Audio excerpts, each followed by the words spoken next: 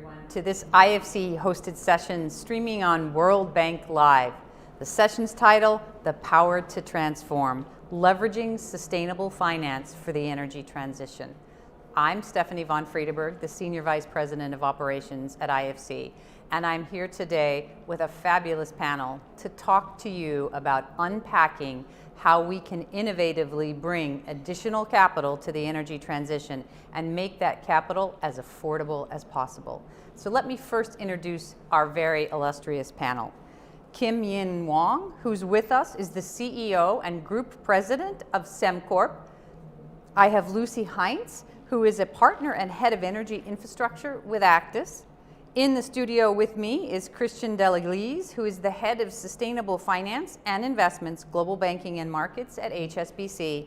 And finally, Sebastian Clerc, who is the CEO of Altalia. So welcome all of you. Thank you very much. A big welcome to our online audience. But before we get started, we are going to have some opening remarks from Mokhtar Diop, our Managing Director at IFC. And as a teaser, at the end, we will wrap up with some special appearance from Damilola Ogunbiyi, who is the CEO of Energy for All. Mokhtar, over to you.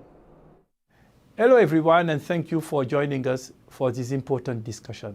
The recent report from the Intergovernmental Panel on Climate Change, IPCC, makes plain what we have known for some time. Without immediate action, the impact of climate change will only grow more devastating in the years ahead.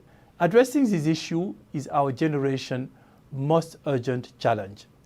But it's also a defining moment of opportunity. The opportunity to build a better, greener, and more inclusive future. Seizing this opportunity will require all of us. The private sector has a crucial role to play. Limiting global warming will require significant capital investment in energy transition, new technology, and sustainable infrastructure. But we have good news.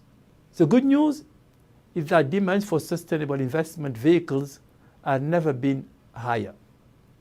Environmentally conscious investors are increasingly channeling their money into sustainable finance products, and many companies are using them to accelerate their own energy transition.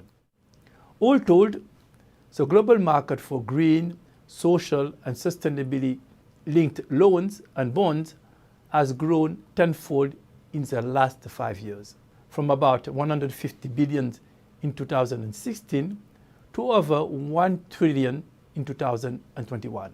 But even with this promising momentum, there is still tremendous need going unmet.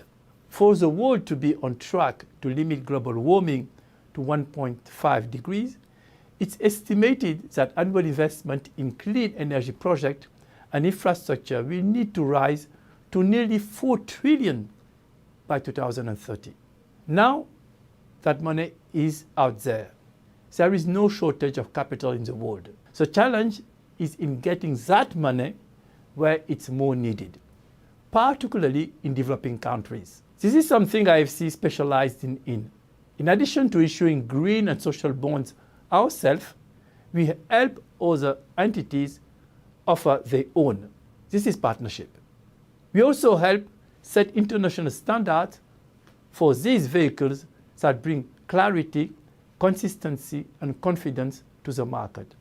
And we are helping to remove barriers to investment in even the most fragile and conflict-affected countries by creating a robust pipeline of bankable projects. But there is a limit to what IFC can achieve on its own. In order to create investment-friendly business environments and a strong pipeline of bankable projects in emerging markets, we must take a collaborative and coordinated approach that fully utilizes both the public and private sectors. First, we need regulatory action from governments that support private sector investment and uphold standardized rules around carbon emission and other green targets. We also need to pursue public-private partnerships, PPP, that leverage limited public resources with private capital. This will be key to scaling energy transitions and greening infrastructure projects. Finally, we need to pursue financial innovations that will get even more investors off the sidelines and into the climate economy. We must challenge ourselves to seek bolder structures and commitments that provide even greater incentives to make green choices. If we can't do these things, we will rise to meet this moment of opportunity and deliver a strong and sustainable future to the generation that comes after us. With that, I will turn things over to our accomplished panel. They will be sharing their insights on sustainable finance and what we can do to accelerate energy transition. I'm eager to hear what they have to say. Thank you very much. Wow, Mokhtar, what a wonderful opening, and I think that's set us up very well. I heard you say several things. First, that we need to build back greener, more resiliently, and more inclusively, that there's a huge opportunity for us to continue to leverage bonds and to do more around bonds. Think hard about technology and how we apply technology, but maybe most importantly, there's still a lot for us to do and we have to partner. And I am actually here today with some of IFC's strongest partners around the globe, and I'm excited to get the conversation started. So Kim, I really want to start with you.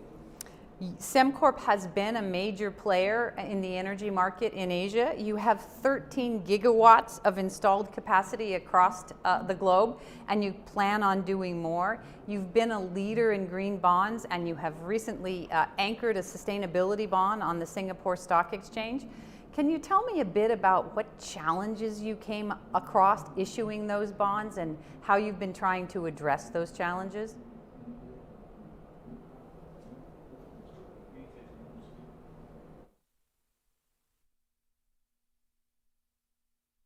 Mute. Thank you, Stephanie. As Mokhtar has put it quite eloquently, sustainability is gaining momentum, especially in Asia, right? From where you're sitting in Europe and the US, perhaps this is something that it become part of life. But in Asia, it is gaining momentum, and Sembcorp is a company that is squarely in that transition. As you pointed out, we have about 10,000 megawatts of generating capacity in gas and coal, and we have about 3,000 in renewables. So what we have committed to do is to transit our portfolio from brown to green. And by 2025, we aim to have 10,000 megawatts of green from today's 3,000. And while doing that, we want to reduce our carbon footprint, our carbon intensity by 35%. And all this to be done by 2025. So as you can imagine then, having access to capital is very, very important in this transition. And we're very happy to report that, for a company like ourselves, we were able to gain access to this capital that's necessary for investing in the green space, even as we transit out of the brown space. As you pointed out, we've been trying to tap the capital markets, right? Even as the traditional sources are available. Just in the last 6 months, Sembcorp has raised about $1 billion Singapore dollars of green bonds and sustainability-linked bonds. We started with $400 million issuance of green bonds, 10-year money, coupon rate of 2.45%. And what we are even more excited about is that just 1.5 months ago, with the support of IFC, we issued a $675 million sustainability-linked bonds, 10.5-year tenure at 2.66%, of which $150 million is underwritten by IFC. So this SLB is actually, from what we know, is the largest SLB in Southeast Asia to date. Right, we're very excited about it because with access to competitively priced capital, our plan to transit our portfolio can be realized. I think one of the most important criteria as we go out there and talk to investors about accessing this capital, issuing such bonds, is that there needs to be demonstrated good governance, right, by the issuer. There needs to be transparency and auditability of the underlying assets that are being invested in. After all, investors want to see that their money and their funds are going to the right places that is consistent with their mandates. So when we tell people that we are issuing green bonds and that we are investing into renewables, we need to be able to demonstrate that. So we are very lucky because as a Singaporean company, we are listed on the Singapore Stock Exchange. And of course, we are governed by the rules and regulations that Singapore is reputed of. And leveraging on that, and with the support of enlightened financiers like IFC, we were able to tap this very important market. And that has given us the confidence to embark on this energy transition. Otherwise, if we go with the traditional sources of project financing, as you know, the standards vary. Each of the countries, projects in each of the countries we finance under different terms, and the pace at which the transition can be undertaken will be severely hindered. So once again, this support from IFC in our issuance of the sustainability-linked bonds has given us tremendous confidence that we can indeed realize our plan to have this energy transition. Thank you. Very interesting, Kim, and it's good to hear that you can actually access more competitive capital when you go through green and sustainable. That's a good message here at COP, I think. Lucy, let me turn to you. So first of all, congratulations on Actis Energy Fund 5, $6 billion raised. That's really quite something. You actually manage $15 billion or more under management today, most invested in sustainable infrastructure around the globe and in emerging markets. Lucy, we've heard a lot here at COP about the private sector and the role the private sector needs to play to fill that financing gap that Mokhtar talked about in the beginning, that $4 trillion we need every year. What's it going to take for us to get the private sector to play in this space? Stephanie, thank you for your kind words. It's a great honor to be here. As you said, Actis, we are in our second decade of action driving the energy transition. And in the energy sector, that means we have built to date 15 different generation businesses and 3 different distribution companies across Asia, Latin America, and Africa, totaling 25 gigawatts in total, of which 10 gigawatts is in wind and solar. As Mokhtar Diop said, there is good news. The tools, technologies that we need to use are all there, and the opportunity for the private sector is enormous. Some of the countries that we invest in have been leading the way, and this is because wind and solar have been cost competitive without subsidies in the markets where we operate, sometimes for as long as 10 years. And that means that for many of the countries that we engage in, renewable energy is just simply commercial common sense as they try to meet the needs of their growing industrial demand and growing population. I would give you the example of India, which has the target to build 450 gigawatts of wind and solar by 2030. That's like a whole new India of wind and solar projects. They've set a really clear framework, and renewable energy projects and auctions happen literally every 2 to 3 months. This is really bringing the private sector. We are building our 3rd renewable energy business in India in Actis Energy Fund 5. But it's not just us. This clear framework, the clear regulatory arrangements are bringing the world's largest infrastructure investors into India, and they are noticing and investing. The second thing I want to say is that now we need to move faster. We need to double the annual rate of investment in the energy sector, and everybody has a part to play. Frameworks like that I've just described in India are really important. But renewable energy is not the complete story. There needs to be investment in transmission to enable the power to flow, in storage to strengthen grids and manage the intermittency, in distribution to get the power to and from consumers and industrial customers. And this is where the challenge comes, which is to put the plan together. And I really liked what David Malpass, president of the World Bank, said on Radio 4 on Tuesday, which is the finance that's available actually now needs to connect to the plan. What is the net zero pathway for a country? Because once there is a plan, as well as the frameworks, the private sector will be there to invest in all aspects of the value chain and to advance the energy transition. And we at Actis are certainly ready and excited to do that. Thank you. Very interesting, Lucy. So connect the country at the country level to the plan, to the financing. So connect all of those dots and we're going to get where we need to go. So Christian, let me turn to you and into the studio since you're here with me. We have been working very closely with you on our Regio Fund, which is really about how do we take the supply of green bonds and the demand for green bonds and put them together to bring in different kinds of institutional investors. Interesting, and I'd love to hear your take on the Regio Fund. The third close was very recently, $457 million, so congratulations on that. That's fabulous. As you think about Regio, what other things are you hearing from your clients in relation to new kind of innovation, new kinds of products, things they're thinking about to attract more capital to this energy transition?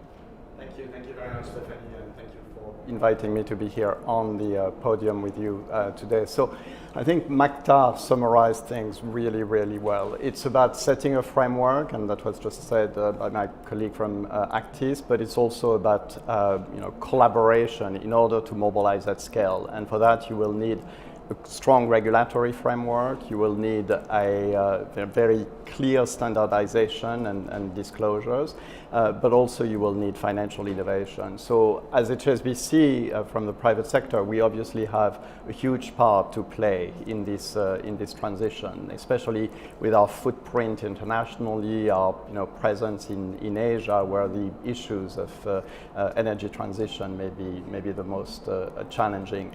So we have made some commitments.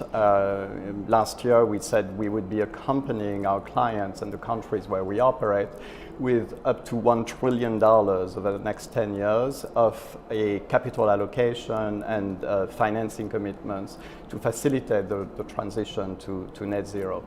We've also said that we would be trying to unlock through innovation various pools of capital which will be absolutely critical to reach net zero. So we talked about new technologies, so we are committing funds for the development of green technologies that can be scaled up, and we're also committing funds and efforts on the development of nature-based solutions, which will be critical to reaching net zero, but also on the development of sustainable infrastructure. So if you look at the market as a whole, and Maktar said it very well at the beginning, the growth is absolutely tremendous. We're talking about 60% year on year from 2021 to 2020, from 2020 to 2021 in green, sustainable and social bonds. And very encouragingly, we're seeing strong growth from emerging markets, and strong growth also not only from the green or social side, but also thanks to new framework like ICMA on transition finance, sustainability-linked bonds, sustainability-linked loans.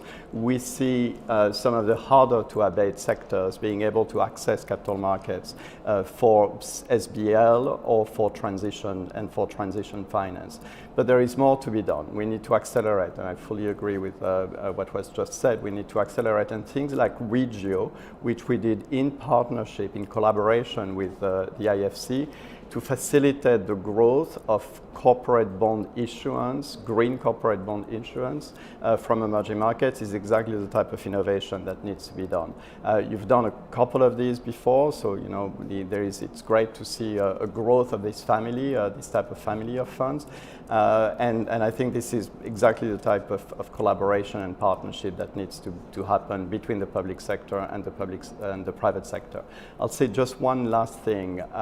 It's not only about offering instruments to investors, but it's also about developing pipeline of bankable projects. Maktar mentioned that at the beginning. This is one of the bottlenecks that we see for the growth of the sustainable finance market, especially in emerging markets. So together with Temasek and with the Asian Development Bank, a few weeks ago we announced a joint venture to provide financing for sustainable infrastructure in Southeast Asia. So we're focusing first on Indonesia, on Vietnam, and India. And we are going to be providing finance for projects which, from our criteria, are difficult to bank, so typically would be turned down by HSBC. So they are the marginally bankable projects. And this collaboration between a sovereign wealth fund, a bank, and a development bank, and Clifford Capital, which has a lot of experience in the space in Singapore, is exactly, I think, the type of thing we should be expanding and scaling up to answer some of the, to answer some of the bankability issues that we see in emerging countries. Very, very interesting, Christian. Marginally bankable projects being banked by a corporate bank. That's good to hear.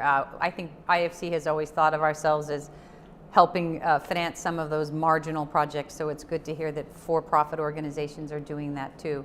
Sebastian, I want to turn to you next. You are a renewable energy company and a renewable energy service provider. 1.3 gigawatts, if I got the number right, under management today. You have been a thought leader in framing sustainability and have a new sustainability framework that you rolled out very recently. You also borrow across the entire capital stack, from equity to corporate bonds and loans. And as a listed company, you think about that both at the project finance level and at the corporate level. And I did hear Kim say something about, it's easier for us to, and more competitive for us to borrow at the corporate level than to work at the project finance level. I'd be really curious to hear from you first, if you can tell the audience a little bit about your company, because I think people might not know exactly what you are. And then second, where are your challenges in raising money? Where do you see it easier? Where is it not quite so easy? And how are you trying to overcome those challenges? Thank you. Yes, I'm very honored to be invited today, and hoping the COP26 will overcome its many challenges. Yes, indeed. Voltalia is, as you've said, an owner of renewable power plants. Actually, if I include the plants in construction, not just those in operation, we have 1.9 gigawatts today, and we have under management a multiple of that, since Voltalia has been developing projects ready to build to infrastructure funds and utilities for many years. This business model also includes servicing third-party clients to do construction on a turnkey basis and operations and maintenance.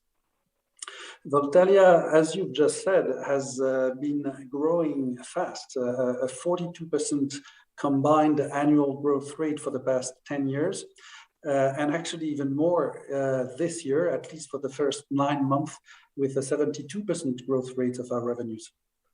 This growth is achieved in Europe and not just the EU, in Africa and in Latin America, which happens to be our largest market.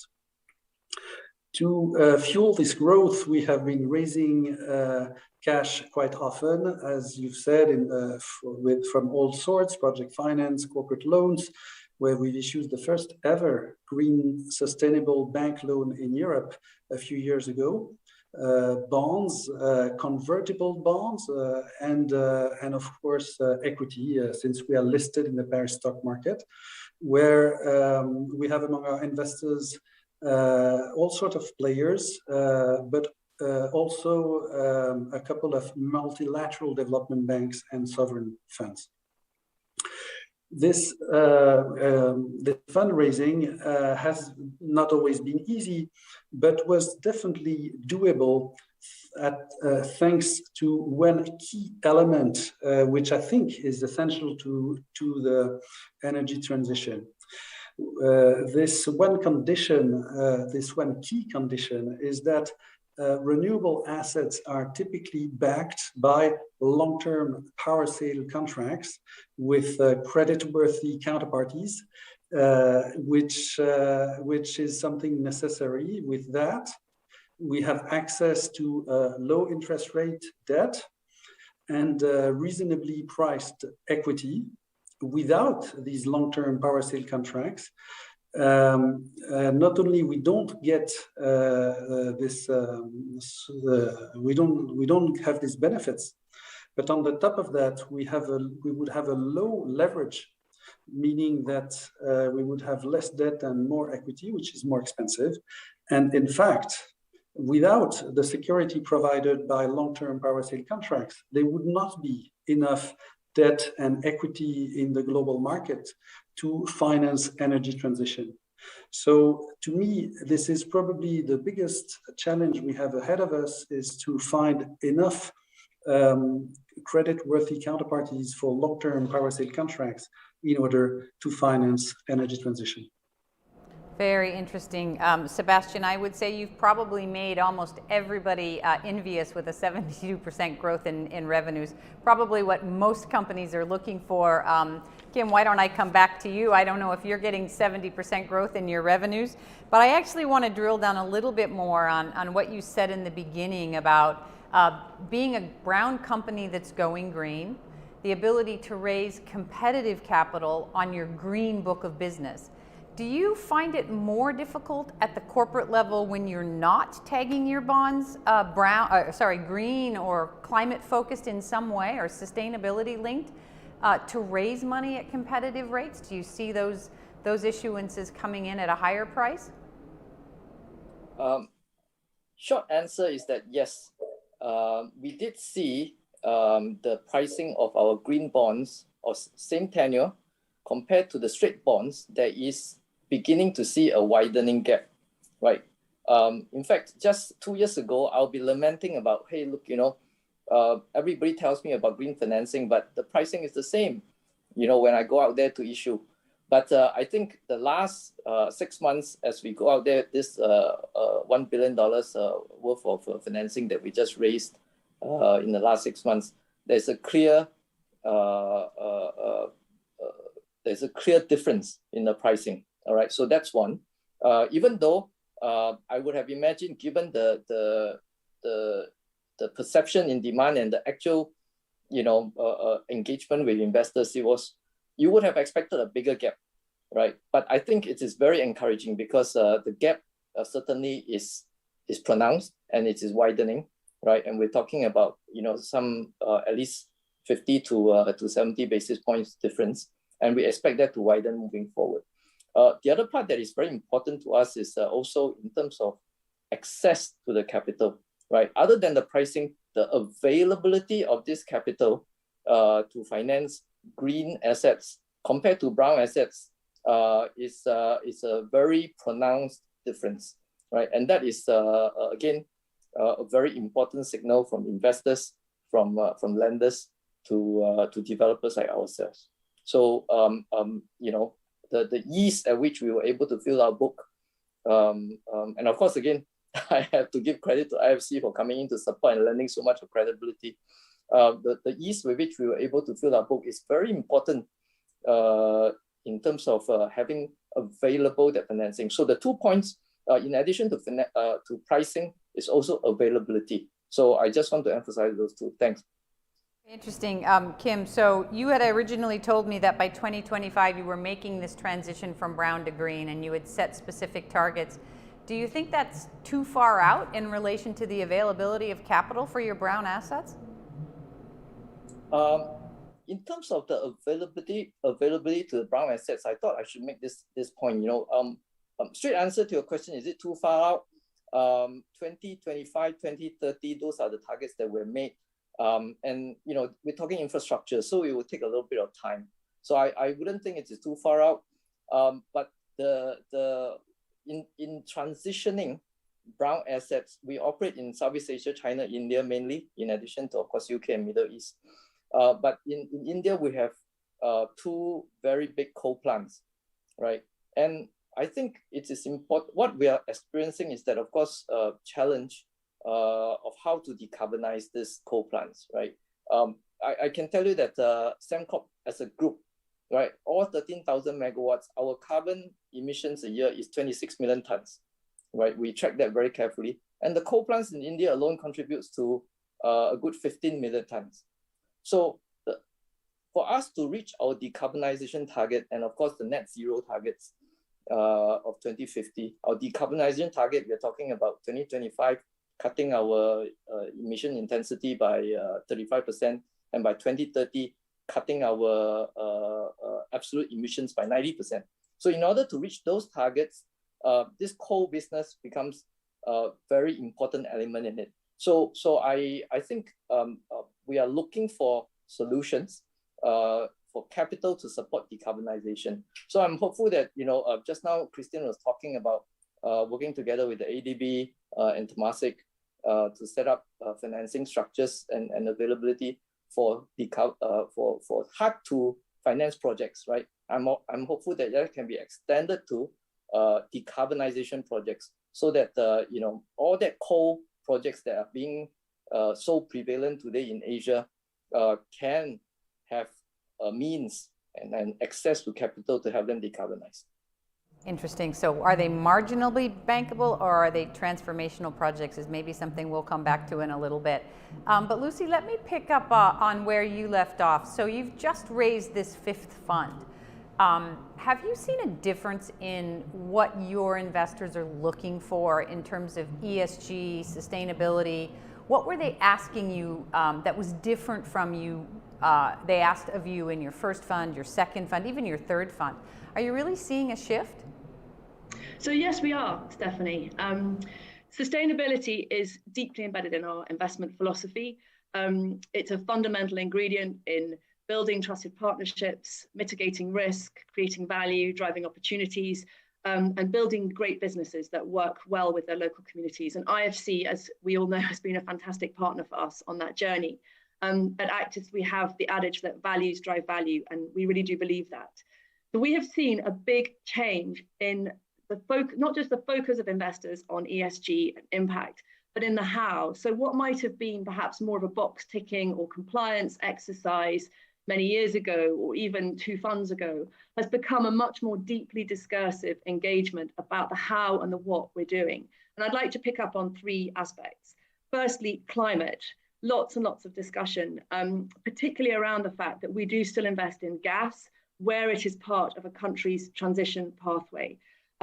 We have developed a transition tool to ensure that we take a rigorous and methodical approach to that analysis. And we call this a smart olive approach. The second thing we see an increasing level of focus on the what and the how is on DEI or I&D, which is a big part of the Q&A that we do with investors and also a big part of our discussions. And there's a big focus on the what, as I said. So for example, our projects in Latin America, our solar projects through our Atlas business, are in the business of training 700 women from the local community in the skills of solar panel installation so that they can earn an accreditation, and we are therefore driving female inclusion and economic empowerment. And the third area I want to pick up on is commercial industrial offtake, because I think we all see enormous consumer pressure now to be sustainable. And I would like to salute Greta here, because sustainability and climate has become simply a kitchen table discussion across the planet. My teenagers and I, that's what we talk about over supper, and I'm sure it isn't the same across the world over.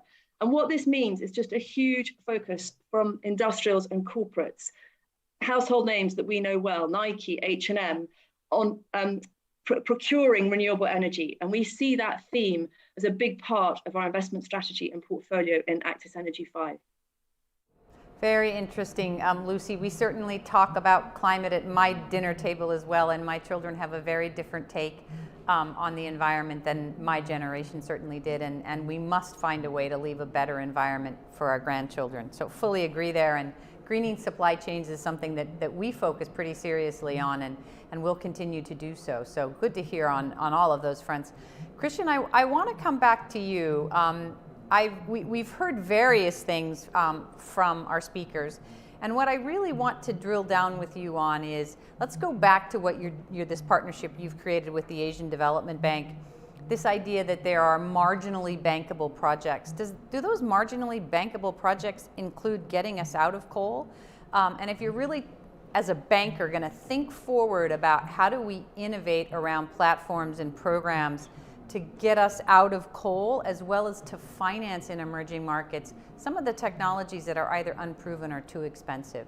What are you guys doing around that? Thank you, Stephanie. So let's, I'll address the coal issue a little bit later, but I think just to go back to what we need in order to mobilize at scale. And you mentioned this idea of platform, of collaborative initiative, and mentioned ADB. I think it's absolutely fundamental. We need a couple of things. We need collaboration, but we also need system thinking with some type of overarching standardization and principles.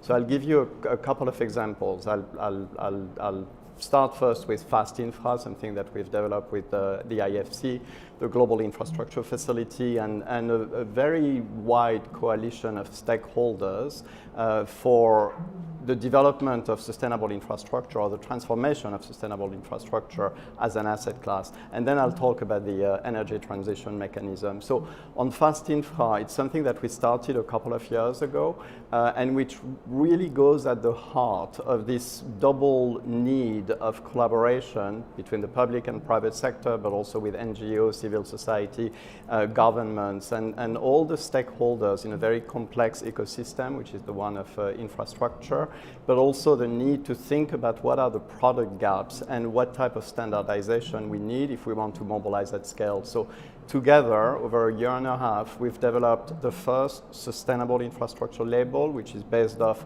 I think, about 20 frameworks and principles, including the IFC performance standards, but also the EU taxonomy, the QIIB, and so on and so forth.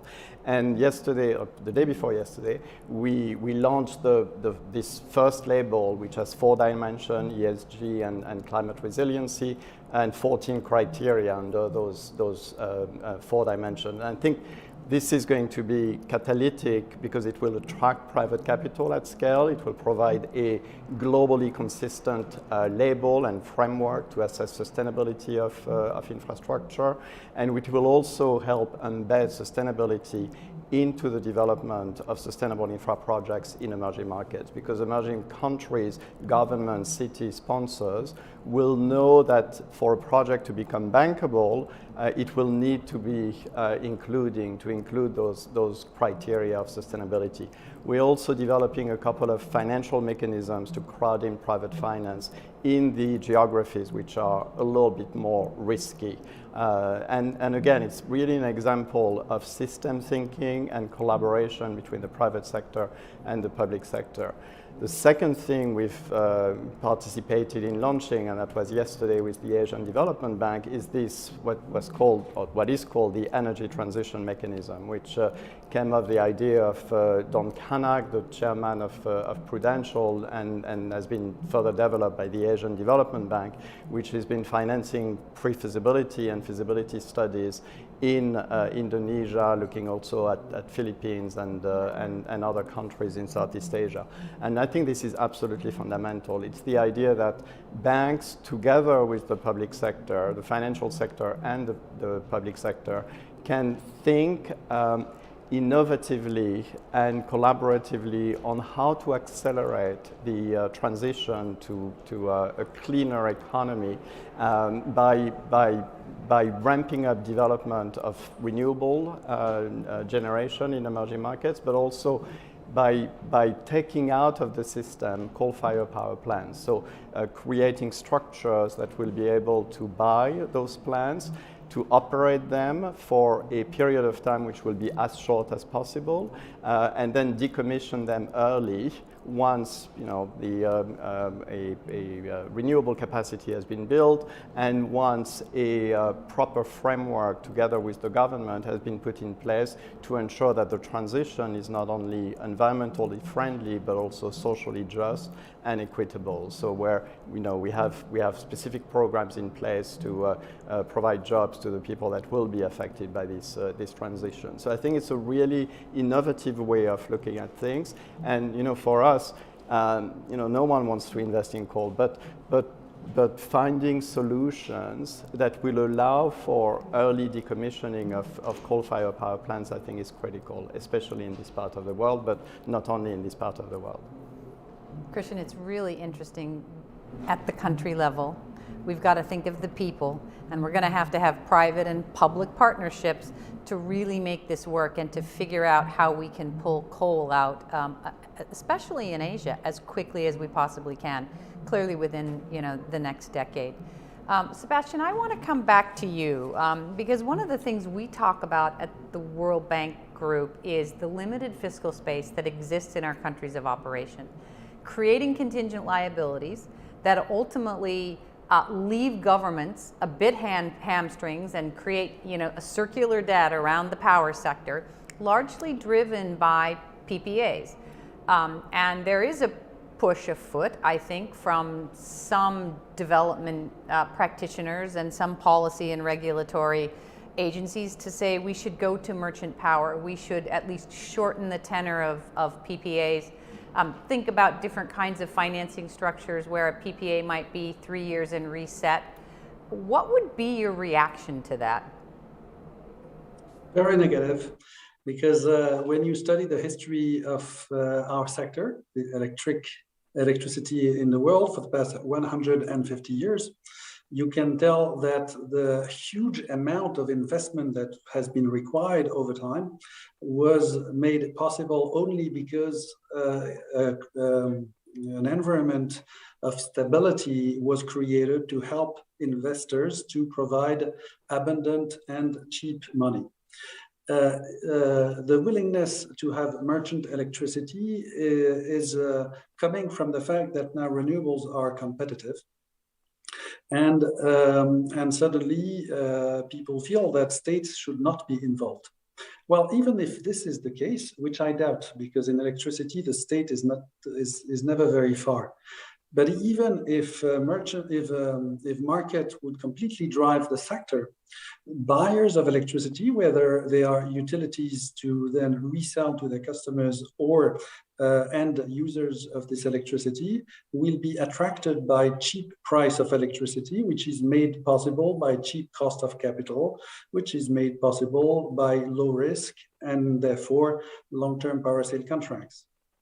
I think it is a trap for us who all look for an energy transition and fighting climate change to think that we will have cheap electricity with merchant structures and that we will have enough capital attracted by the high level of risk of merchant projects or of projects with a short contracts with a rollout later on.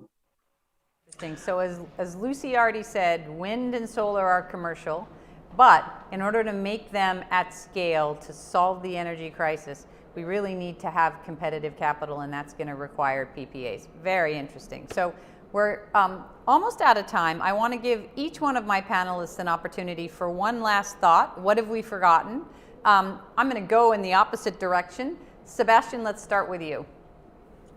Well, let's all do what we believe. Let's all be authentic when we fight climate change. Today, we are in the middle of COP26. I feel we are all on a mission to do the best we can, to say what we truly think, not always defending our businesses or our countries, but just thinking about the next generations.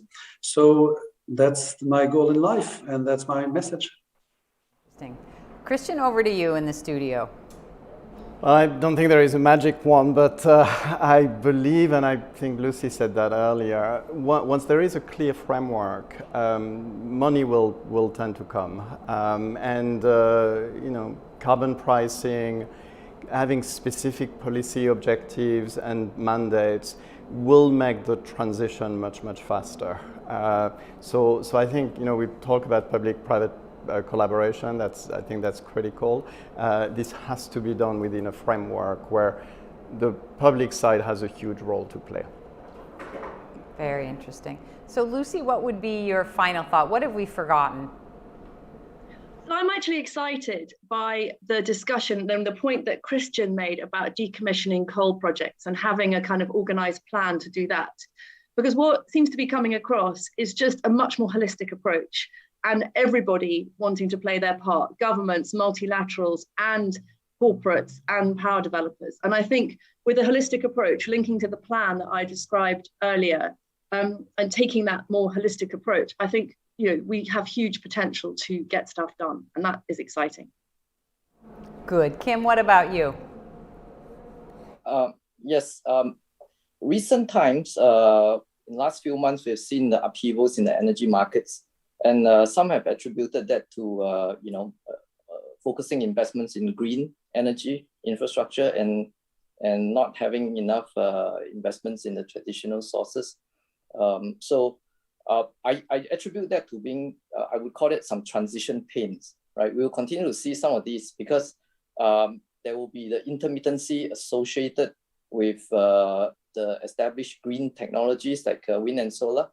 Where we operate in, especially in Asia, I can see this pain coming to Asia. So I just want to latch on to something that Lucy mentioned just now. Other than focusing on investing in the renewables capacity and perhaps in the decarbonization that I mentioned just now, focusing some attention to investing in interconnects and storage is also very important, because those are the tools and the technologies that will enable people and grids and systems to manage the intermittency and match demand and supply better. And I think that will help us accelerate the pace towards decarbonization and sustainability. Otherwise, we will see this start-stop that is brought about by this, what I call transition pains. Thanks. Very interesting, Kim. We certainly have seen the cost of gas and oil rise dramatically over the course of the last couple of months, but we've also seen, for the first time in 10 years, the cost of solar panels going up almost 25%. Some of that's the supply chain disruption as a result of COVID, but I do think a lot of it is driven by demand. And we have a lot of work to do in that space to ensure that the turbines and the solar panels remain as cheap as possible so that they are commercial. Well, this has been a very exciting conversation. My job is to try to summarize it. I have heard a few consistent themes. The first one is really around this notion of we can have competitive capital, but we need to have audits, we need to have traceability, we need to have standardization, and we need transparency. And I think in different ways, each one of our panelists has touched very strongly on the need for that as we move forward. I heard that the tools and the technology are already there. I'm glad to hear that, because I do think we have more work to do around batteries, which is something Kim just said. How do we get long-term storage? How do we think about carbon capture? So I'm excited to see how those kinds of technologies continue to develop. And if it's true that wind and solar are truly commercial, we can use our blended finance for the other technologies and pull it away from wind and solar. Regulation is clearly important. Commercially bankable PPAs, I think, are very important, and in many of our markets we see that they aren't commercially bankable, they're not internationally bankable. So an area that we, the World Bank Group, really need to focus on, and getting regulation across the board right. And then maybe I would just end. So first I want to thank Lucy for the call out for gender. We tend to leave gender aside when we talk about energy, but it is very important that we think about economic empowerment and what can we do to bring women back into the workforce. They've clearly been hampered more than men in relation to COVID. So Lucy, thank you for that shout out. And then finally, I would really end by saying we do need to think holistically about all the different players. And as I see it, there are at least 4 or 5 pools of capital that are each in their own node efficient. Where they are not, if we add them up as the sum of the parts, we don't get the whole that we yet are looking for to actually solve the energy transition problem. So I think our 4 panelists hit on many of the things that are going well, some of the things we need to continue to work on as we pull those sources of capital together. And just to end then, I am going to hand over to Damilolo so that she can round out for us. Damilolo, over to you. I'm delighted to be speaking with you all today. As we've heard from the discussions, leveraging finance is critical to enabling a just and inclusive energy transition. If we want to achieve the target in alignment with the Paris Agreement, we must deliver on energy transition, and we must make sure it is just and equitable. The transition must recognize the development needs of countries where too many have been left behind for far too long. This means we need to listen carefully to what our partner countries in the developing world are telling us and what they want to prioritize. Consider this. Almost 760 million people still do not have access to electricity, and 2.6 billion don't have access to clean cooking. With business as usual, over 600 million people will be left without electricity and over 2.3 billion without access to clean cooking by 2030. It is clear that Paris-aligned development cannot be achieved without urgent and decisive action on SDG 7, as the action must support development, because clean energy is an important part of the blueprint for a sustainable future. We shouldn't be satisfied with electricity that only powers lighting for a few hours a day. We must provide the electricity that's sufficient to power businesses, the cooling that's needed for COVID vaccine cold chains, and clean cooking solutions desperately needed to avoid deaths caused by indoor pollution. And then finally, electricity and energy that is developed and created that drives economic development. We all know that clean energy unlocks a prosperous future.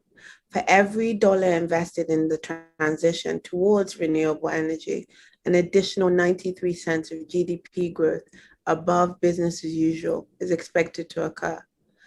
To start, we must support governments with data and planning, especially policy planning, necessary to deliver greater ambition. And we must mobilize more finance and make it easier and faster to access. The adoption of sustainable and innovative business models and financial instruments is an important part to accelerate the deployment of finance to energy access and the energy transitions. One key step is market support to assess customer demand and improve credit and financial mechanisms through securitizations, guarantees, and risk pooling. These mechanisms would support the public sector and the private sector and harness the power of innovation that only the private sector have and can deliver successfully.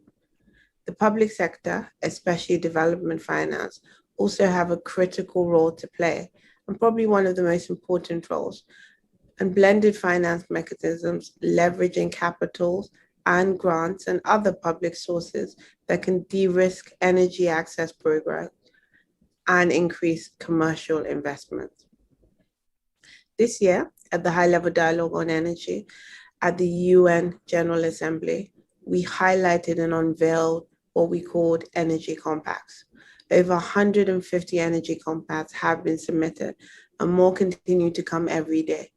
Clear commitment and actions of what people are going to do, multi-stakeholders, private sector, public sector, towards SDG 7 is needed, and allowing themselves to be tracked for the next 9 years. These commitments currently include providing power to 165 million people with new or enhanced electricity access, and new financial commitments of over 400 billion. And most of this have actually been committed by the private sector. Through UN Energy, we're supporting the follow-up and the development of more energy compacts through the Energy Compact Action Network. These will facilitate matchmaking, support strategic alliances, and enable the delivery of the Energy Compact's commitments on ground. We must all work together to raise ambition and make sure action is done on ground. Energy unlocks a more prosperous and sustainable future, and the time is to act now. Damalolo, thank you very much for those inspirational remarks, and thank you for bringing us back to a just transition. I'm not sure our panelists and I talked enough about a just transition, and I really appreciate you bringing us back to where Mokhtar started, which is, as we come out of the COVID crisis, we need to be green, we need to be resilient, and we need to be inclusive. So let me thank my panelists for a very rich discussion. Let me thank everybody who's been on World Bank Live watching the discussion, and we look forward to continuing our work as we make the energy transition.